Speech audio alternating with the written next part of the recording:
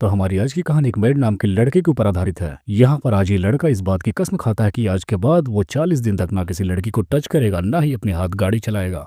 अब क्या वाकई में ये लड़का ऐसा कर पाता है, ये आज की कहानी में हम देखेंगे।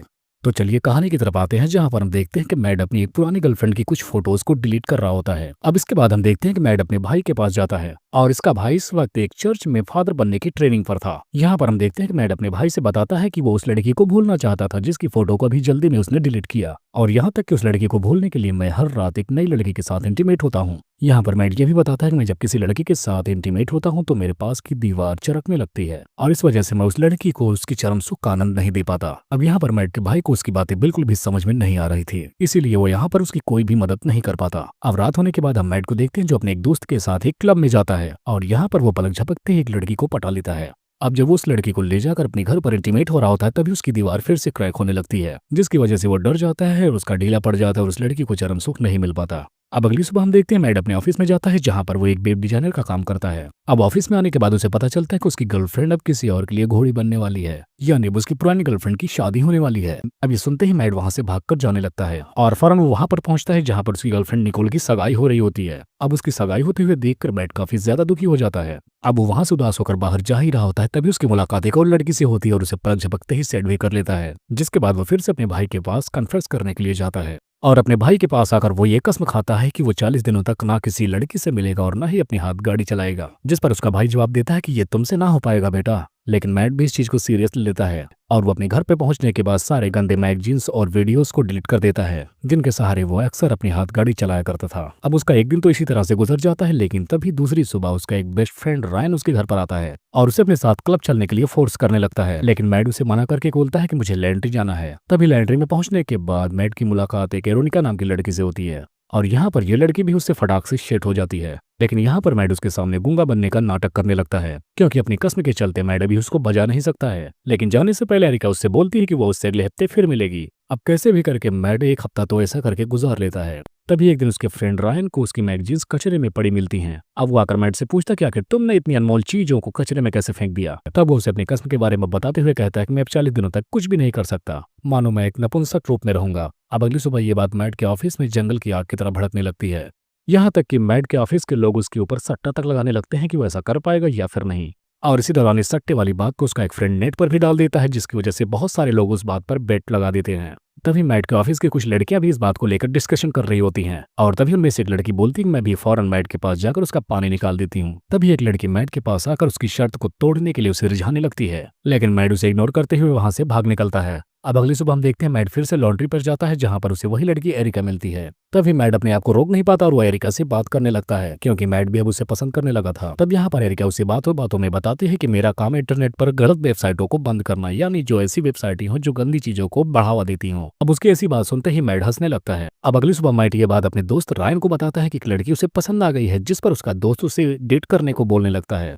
और तभी हम देखते हैं शाम होने के बाद मैड एरिका के साथ डेट पर जाता है और इस तरह से वो दोनों बहुत सारा एंजॉय करते हैं। अब कुछ टाइम बाद जब मैड फिर से लॉन्ड्री जाता है तो वहां पर उसे एरिका का एक खत मिलता है जिसमें एरिका ने उसे डिनर करने के लिए अपने घर पर बुलाया था। लेकिन अगले सीन में हम देखते हैं कि ये दोनों डिनर करने के लिए एक होटल पर रुकते हैं। अब मैड डिनर करने के दौरान अपनी पुरानी गर्लफ्रेंड निकोल को भी वहीं पर देखता है जो अपने मंगेतर के साथ वहां पर आई थी। अब मैड अपने सामने निकोल को देखने के बाद थोड़ा अनकंफर्टेबल फील करने लगता है और वहां से फौरन निकलने की कोशिश करता है, लेकिन तभी उसकी बदतमीजी की वजह से अचानक उसके हाथों में आग लग जाती है, जिसकी वजह क्लब के सारे लोग उसे ही देखने लगते हैं। यहाँ तक कि निकोल भी उसे ऐसा करते हुए देख लेती है, जिसकी वजह से मैड को एरिका को सारी बातें बतानी पड़ती हैं। लेकिन ये बात जानने के बाद एरिका काफी गुस्सा हो जाती है क्योंकि वो ये बोलती है कि मुझे तुमने ये बात पहले क्यों नहीं बताई, और ये बात कहकर वो यहाँ से गुस्से में चली जाती है। जिसके बाद हम देखते हैं मैड जब घर पर होता है तभी वहां पर दो लड़कियां और आकर मैड के छोटे चेतन को खड़ा करने की कोशिश करने लगती है, लेकिन मैड वहां से भाग निकलता है। जिसके बाद परेशान होकर मैड अपने भाई के पास जाता है और बोलता है मुझे हर जगह पर बस ठरक दिख रही है। जिस पर उसका भाई बोलता है कि तुम्हें हमारे माता पिता से बात करनी चाहिए कि उनके पास शायद कोई ऑप्शन हो और तुम्हें इससे बचाया जा सके। जिसके बाद वो दोनों भाई सोल्यूशन ढूंढने के लिए अपने पेरेंट्स के पास जाते हैं, लेकिन यहाँ पर उसका बाप भी उसे यही बात बताने लगता है कि लड़कियों के साथ घपाघप कैसे करें।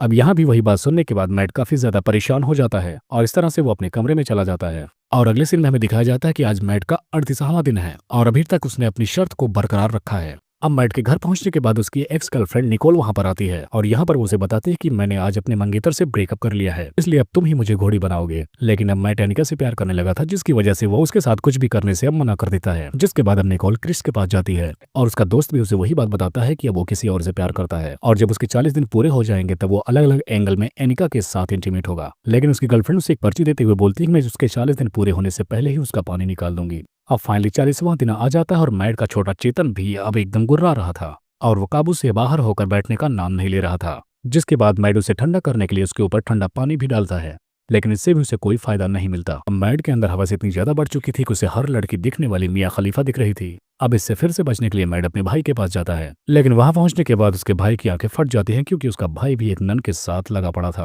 जिसे देखने के बाद मैड गुस्सा होकर वापस अपने घर आ जाता है, जहां पर उसका दोस्त उसके लिए एक डांसर लेकर आता है और वो मैड के सामने उसे नंगा नाच करने को बोलने लगता है। लेकिन तभी मैड अपने दोस्त से बोलता है कि तुम प्लीज मुझे इस बेड से बांध दो ताकि मैं अपने तड़पते हुए पप्पू को शांत कर सकूं। जिस पर उसका दोस्त भी उसकी बात मान लेता है और वो मैड को बुरी तरीके से बेड से बांध देता है। अब जब मैड बेड से बढ़ा हुआ होता है तब वो सोचता है कि निकोल के साथ वो इंटीमेट हो रहा है और तब तक वहां पर सच में निकोल आ जाती है और वो मैड को अपने सामने बधा हुआ देखकर उसके साथ इंटीमेट होने लगती है। अब जब निकोल अपना काम निपटा कर वहां से जाने वाली थी तब तक वहां पर एनिका भी आकर उसे ऐसा करते हुए देख लेती है, क्योंकि जो काम ये करके यहाँ से जा रही है वो एनिका करने वाली थी। अब ऐसा देखने के बाद एनिका की आंखों से आंसू निकल आते हैं और वो रोते हुए वहां से जाने लगती है क्योंकि उसे लग गया कि मैड उसे धोखा दे रहा है। कुछ दिनों बाद हम देखते हैं मैड एनिका से उससे माफी मांगने के लिए जाता है और उसके काफी देर गिड़गिड़ाने के बाद एनिका उसे माफ भी कर देती है और इस दौरान ये दोनों एक दूसरे को पहला किस करते हैं और दूसरे ही दिन ये दोनों एक दूसरे के साथ पलंग तोड़ घपाघप करते हैं और उनके रूम के बाहर उनके दोस्त आपस में सट्टा लगा रहे होते हैं और यह सट्टा इस बारे में था कि मैड अब की बार कितनी देर तक एनिका के साथ टिक पाता है।